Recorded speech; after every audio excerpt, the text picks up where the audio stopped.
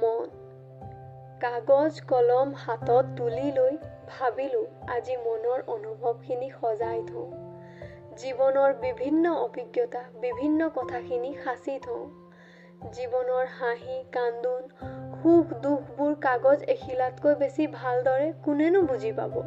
কবিতা এটিতকৈ ভাল সংগী আজিৰ দিনত কোননো হ'ব?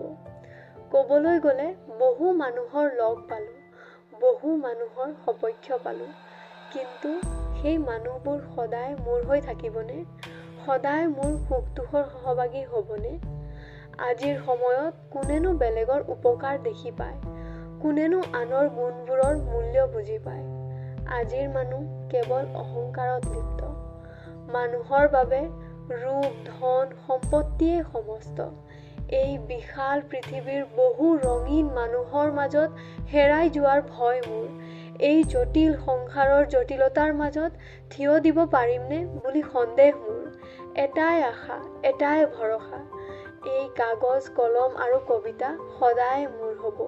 কাৰণ কবিতা এটিতকৈ ভাল সংগী আজিৰ দিনত কোননো হ'ব? ধন্যবাদ।